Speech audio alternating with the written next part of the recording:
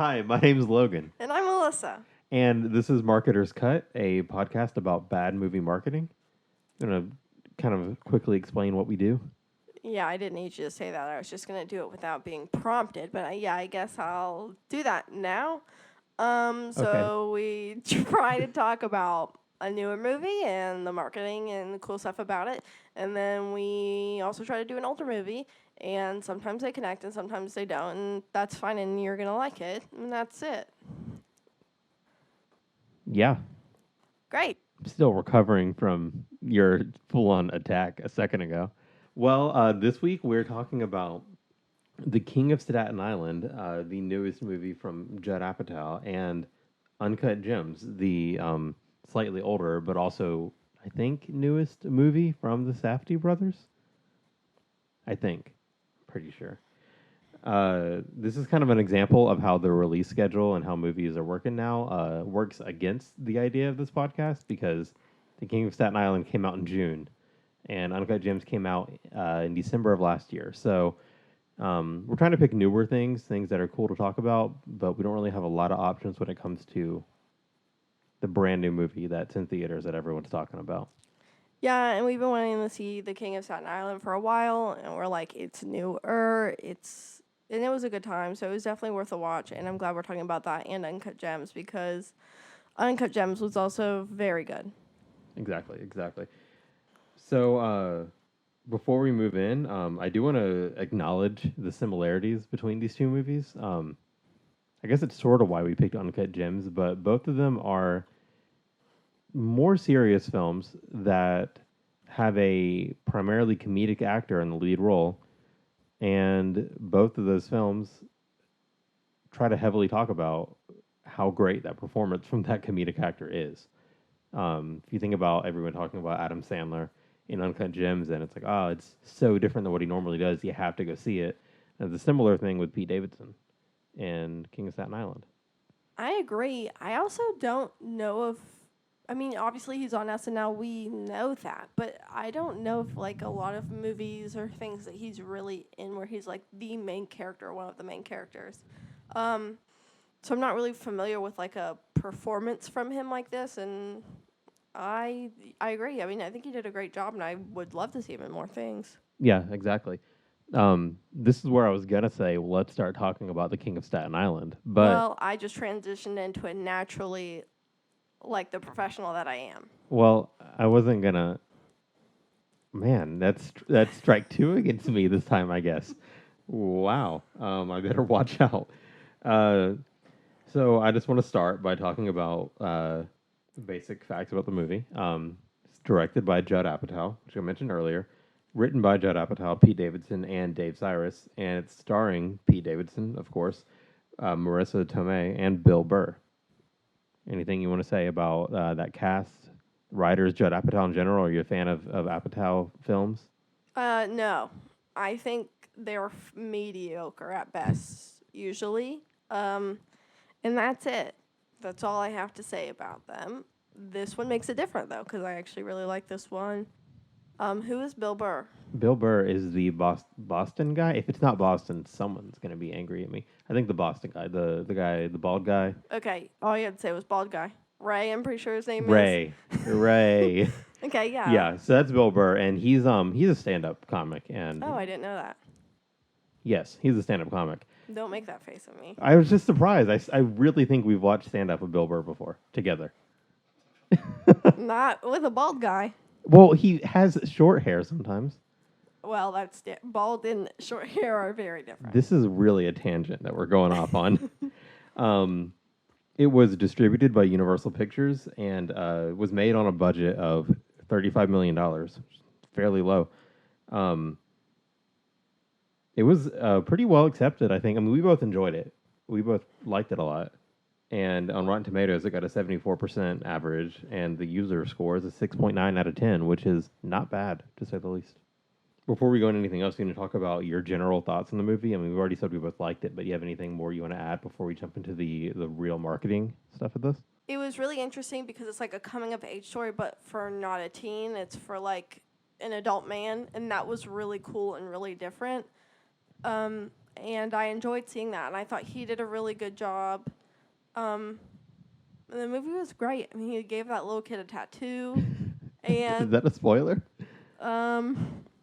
maybe it is, but is this not? I mean, we talked about in The Witch's other spoilers. Kind of. He gives the kid the tattoo. I mean, we can't ignore that fact. Yeah, you're right. You're right. So I pretty much agree with most of that. The movie was great. Pete Davidson was really great in it. Marissa Tomei gave an amazing performance in it, like so good. We didn't mention this in the cast, but Steve Buscemi is in it, and I mean, love that. Didn't expect that. And Rico from Hannah Montana. Yes, Rico. Moises Osarius. That Perfect. I said it perfectly. Let's move on. Moises Arias. I want to make sure we say that right before moving on. All right, so let's jump into like the real marketing of this movie. You know, what they did, what we liked about it, and everything like that. It's more to note that it was originally scheduled to premiere at South by Southwest in March of this year. That was canceled due to COVID, which is a big deal. It was the first big festival that said, "Hey, we're not doing this," and at that time, no one really expected everything to go on this long. So it was also scheduled to premiere at the Tribeca Film Festival in April, and that was canceled as well. Festival circuits and festival runs are pretty important for movie, especially a movie like this where I think you're really heavily relying on what people say about it. You know, you want to hear people say Pete Davidson was great, or this is such a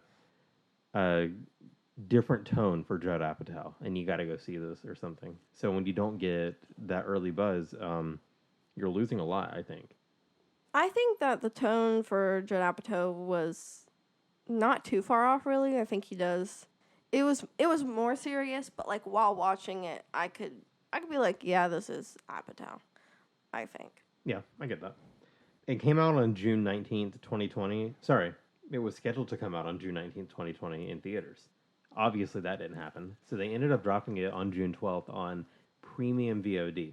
That's something that has probably existed before this year, but really just started popping up a bunch once movies couldn't come out in theaters. So premium VOD starts off as a $20 rental, but then it moves into the normal like VOD model later. So it's, you know, buy for $20 or rent for $6 or whatever the rental price is.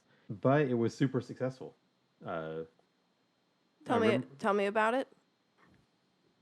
I'm sorry. I just want you to tell me about how I didn't read that. Okay. Tell me how successful it was. Well, it was really successful. So like in the first weekend of its VOD release, it was the most rented film on pretty much every platform. And it remained the top rented movie on pretty much every platform in the second weekend, and in its third weekend, pretty much every platform except for Fandango Now. Did you know that Fandango Now was a rental platform? Because I didn't. Maybe I could have possibly known that. I can't remember. But I don't know. Hollywood Reporter said that the film had generated $40 million in VOD revenue through October 2020. That's pretty good. Yeah, its budget was 35. Yeah. So it so far has made more than its budget. That doesn't mean it's made its money back because there's marketing budget and everything else on top of that. But still pretty impressive, and there's still plenty of time to do well on these rental services and stuff. And I'm sure it'll get a Blu-ray release at some point if it hasn't already. So that'll help as well. Let's jump into the trailer. So we've watched the trailer. What are your thoughts on it? I think it encapsulated the vibe of the movie pretty well. I didn't feel, like when you watch a trailer and then you watch a movie and you're like, I didn't get that from the trailer. I felt like it was pretty on point. I think the tone of the trailer was too lighthearted is not the word. It didn't come across as like a heavy comedy like I would expect like an Apatow thing to kind of come across as, but at the same time it had sort of a cheesiness to it that I wasn't a fan of. I could agree. I thought it was a little cheesy, but I definitely got like the dark humor and like that's true. You can like he's walking with the little kids. It's kind of sweet, but then he's also smoking weed and he's giving people tattoos. So I got the mix. Yeah. For some reason, I don't know if I'd seen the trailer back in June or May whenever they announced it, but I thought this movie was entirely about how much weed Pete Davidson was going to smoke. No, I think that's just his real life Maybe. persona. But that's what I thought the movie was going to be about. So I was not interested in watching this at all, really. I mean, I thought it might be good, but I was not interested in it. But I'm glad I did. Maybe I didn't see the trailer, but I don't know if the trailer would have convinced me at the time either. Have you seen the poster for this movie? I have. Yeah, so he's, kind of is he standing out the roof of a car or something with his arms spread and you see all the tattoos on his body? Yeah. Lots of tattoos. Yeah. Yeah. Very Travis Barker-esque, but they don't look as good. Well, yeah, because he gave them to himself. Well, I don't know if he did. Well, maybe some of them are real. Maybe. I don't know. Let's do some research on how many real tattoos Pete Davidson has, and we'll get back to it. Cool. So now we want to talk about... I have several ideas for marketing for this film. You have several. You told me before we started you had absolutely none. Well, guess what? My brain works pretty fast, and I already have a lot more. Okay, go, shoot. Let's start. So, you see a little kid. You say, hey, little kid, you want a face painting?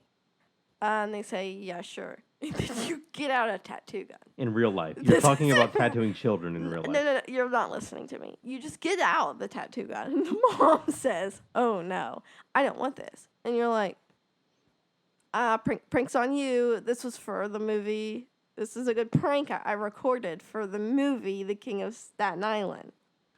And the mom is mad. And then it goes viral. And then everyone knows about the movie. Insane. Okay, so you're not actually giving a kid a tattoo. We're not going to give this kid a real tattoo.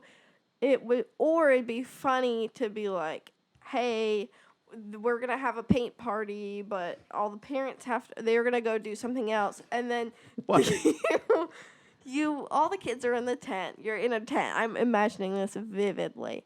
And then you give them fake tattoos, but they look real. And, like, the parents come in, and it looks like you're really tattooing them, but you're not. Parents are screaming. They signed a waiver, though. They didn't read. That'd be kind of funny. Okay.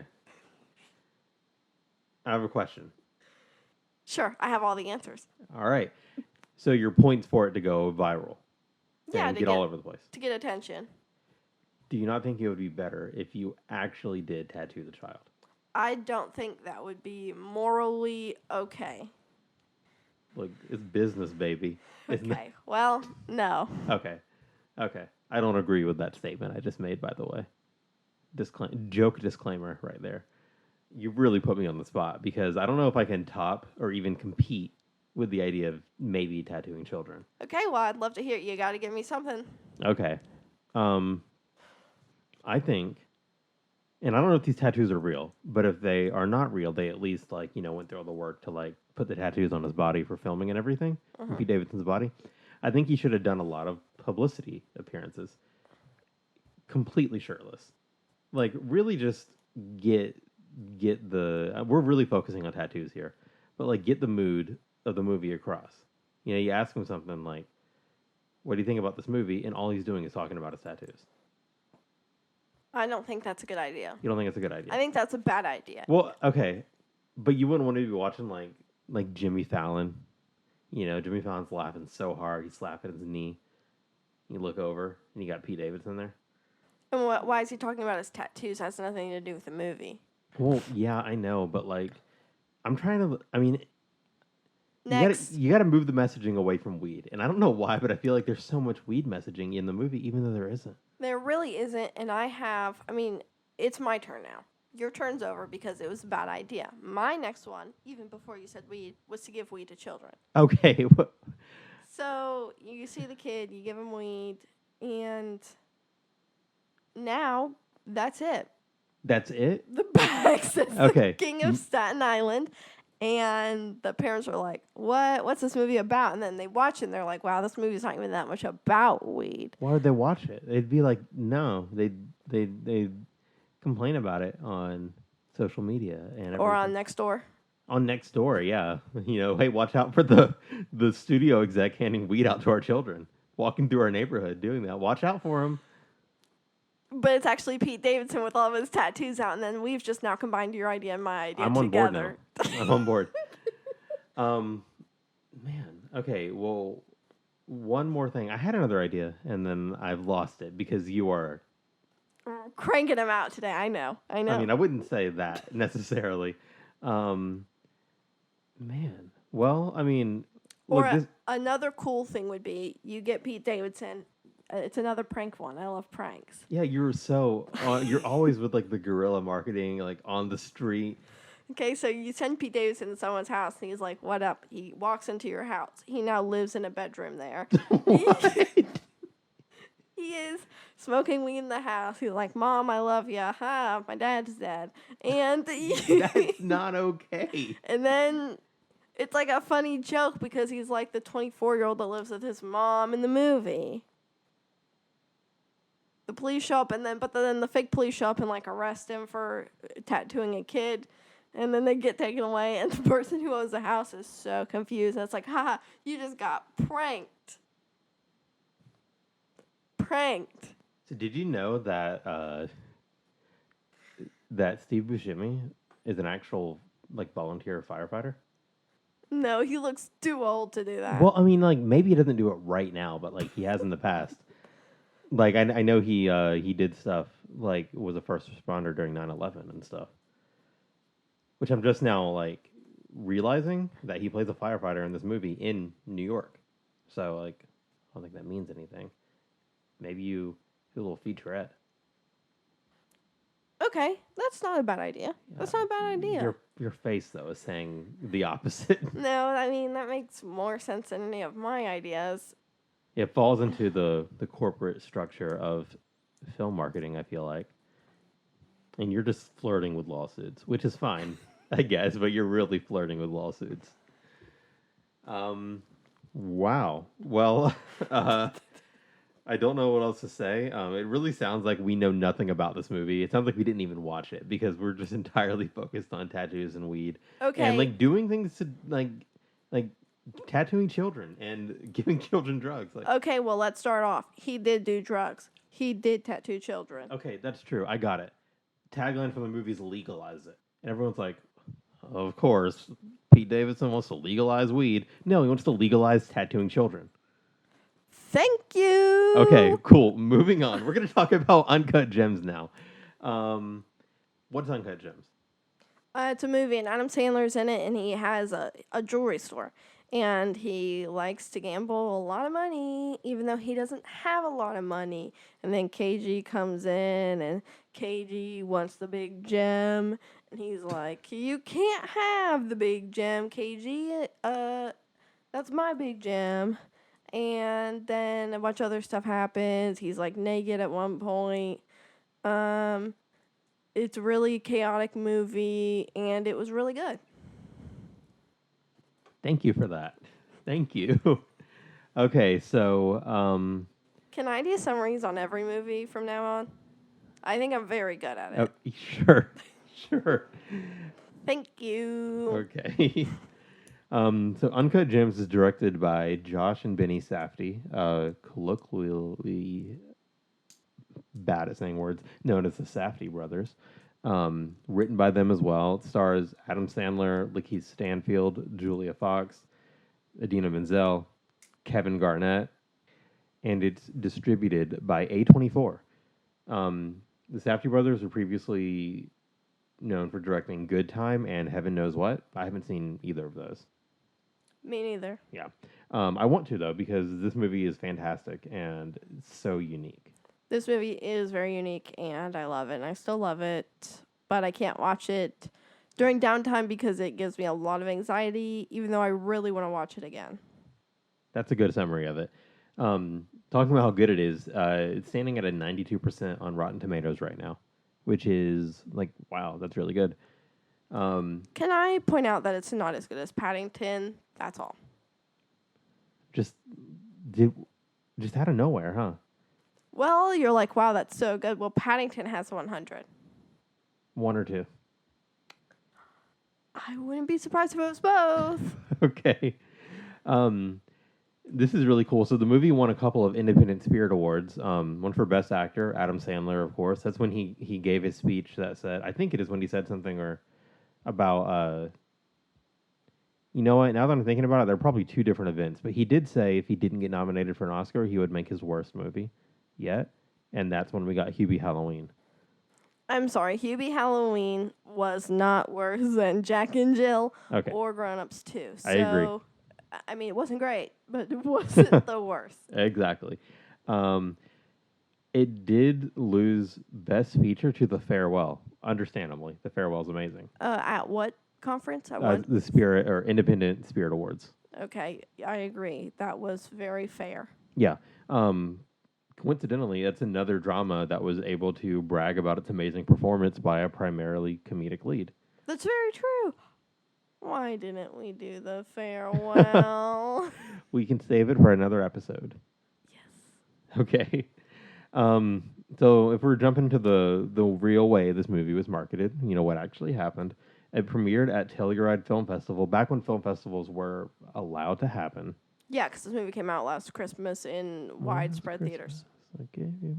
Don't make that face when I sing. You sang at the beginning of this episode. I didn't make a face.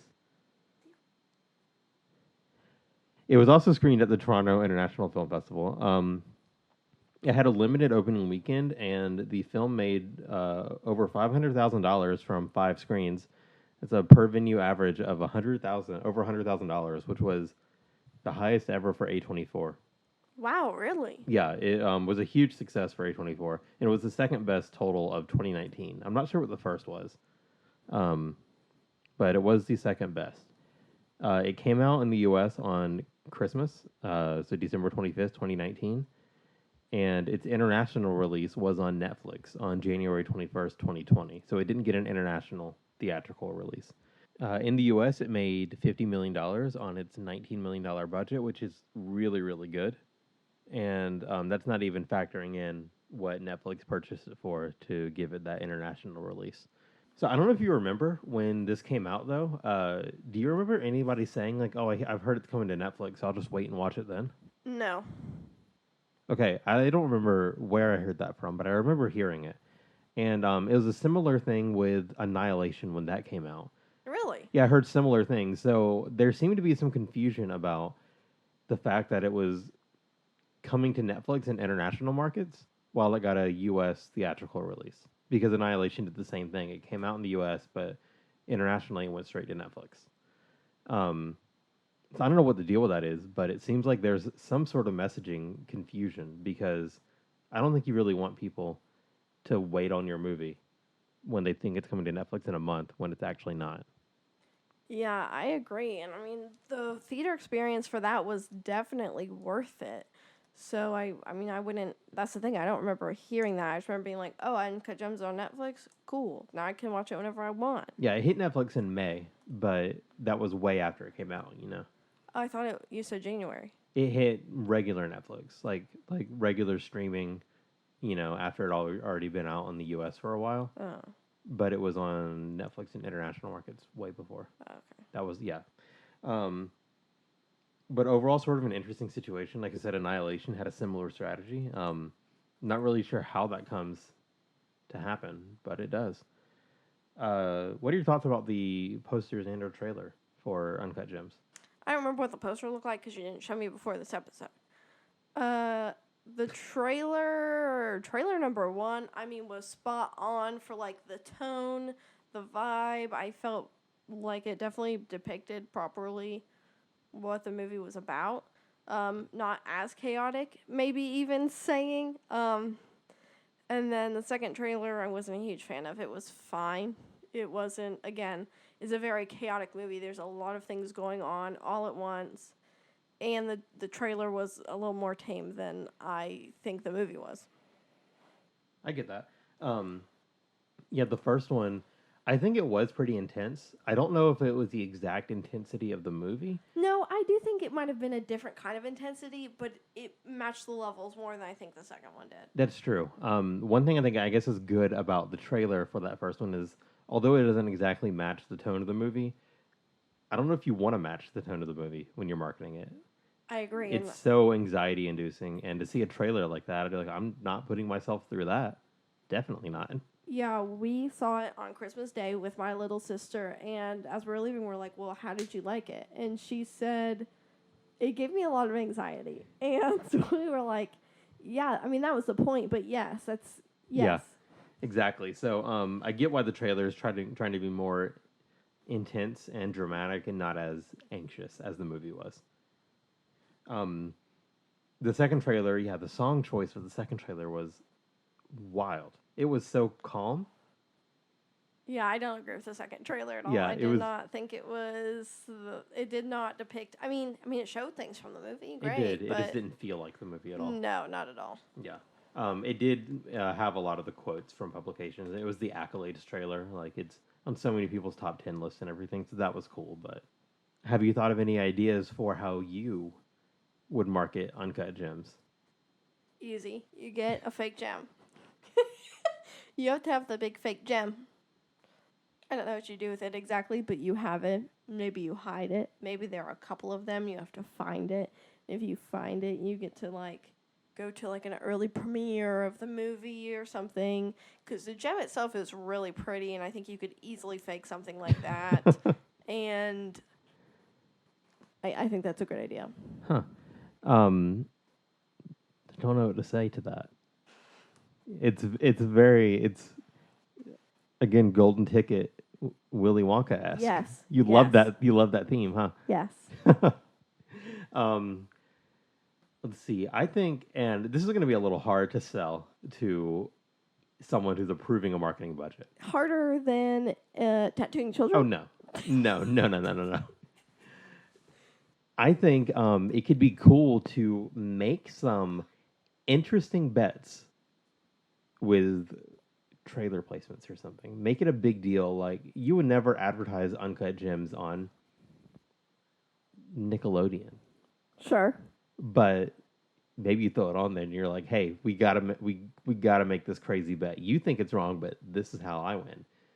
And you advertise Uncut Gems on Nickelodeon, Food Network.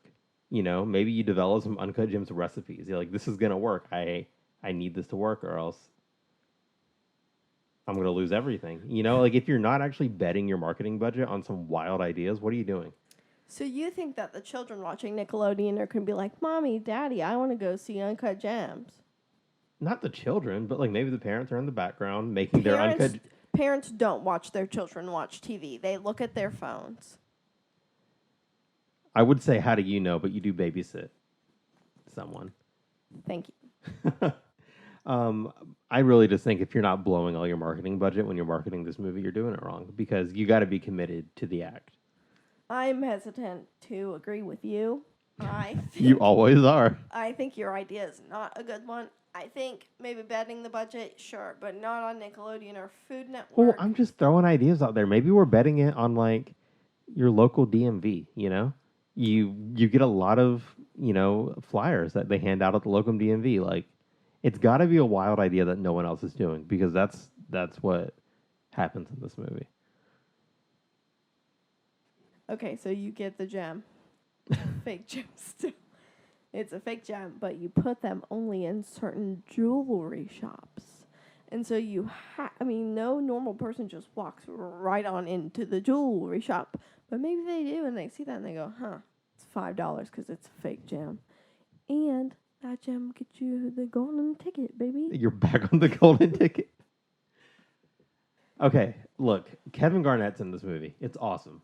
So I was reading, there were other NBA players that were thought about before this movie. One of them, which I see the way you're making your face now, you know who one of them was, right? Do you remember? No, I just came up with another good idea. You did tell me, but I forget. So Kobe Bryant was originally who was supposed to be the NBA player in this movie. That didn't work out. Part of it was because of the West Coast part of Bryant's career. He was a Lakers player the whole time, and there was some issue with how they make that work in the story when it takes place in New York and everything. Boston, who KG played for the Celtics, is a little bit closer to New York, so it makes a little bit more sense in the story there. And I think it's pretty rare to get someone who's in that like legend status,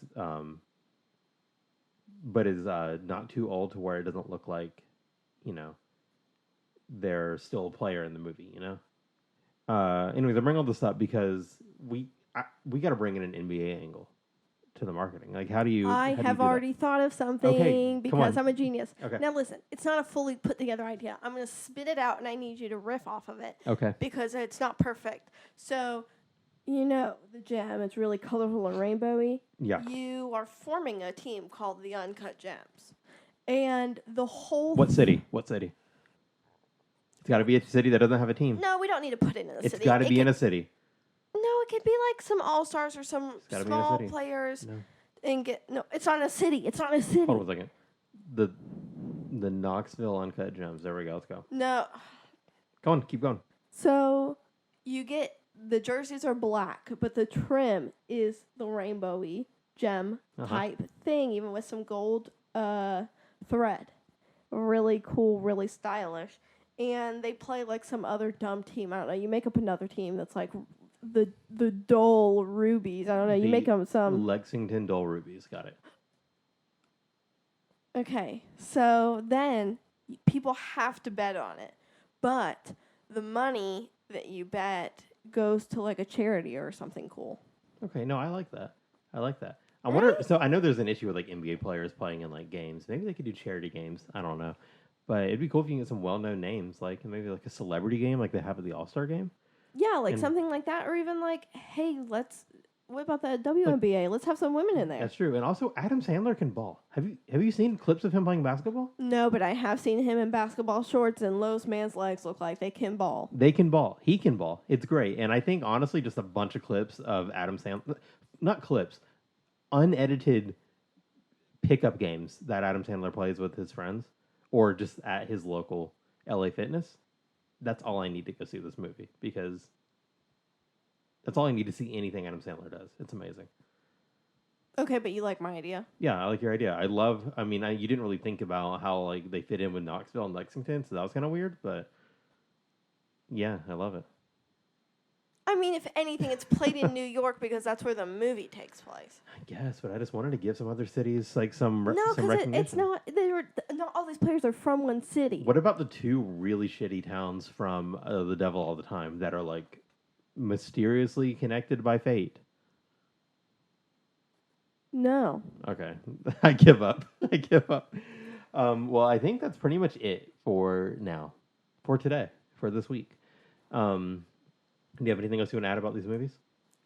No, I like them both a lot, but differently, and that's all I have to say. Okay. Well, again, my name is Logan. My name is Alyssa. You can find us on Twitter and on Instagram at Marketers Cut. You can find the podcast anywhere you can find podcasts or on YouTube. You can also learn more at marketerscut.com. I want to thank Jacob Wall for doing our social media and podcast cover art and everything. You can find his other work, which is amazing, at Jacob Art Wall on Instagram. Logan wrote our song. Our theme song is written by Logan. By me, yes. And that pretty much covers everything. So yeah, go follow us on Twitter, please. We'll talk about what we're doing next week. Do we want to say it now? Yes, I want to announce it. Announce it. Next week.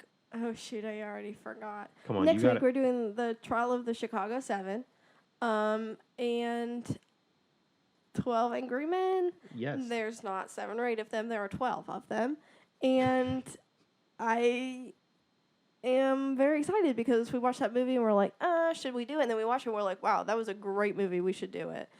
So I'm excited to talk about trials with a bunch of men in them and just have a good time. Yeah, I'm excited to talk about those too. So on that note, thanks for listening, everybody. Catch us next week for episode 3. Catch us all right in your hands or in your arms. Okay, goodbye.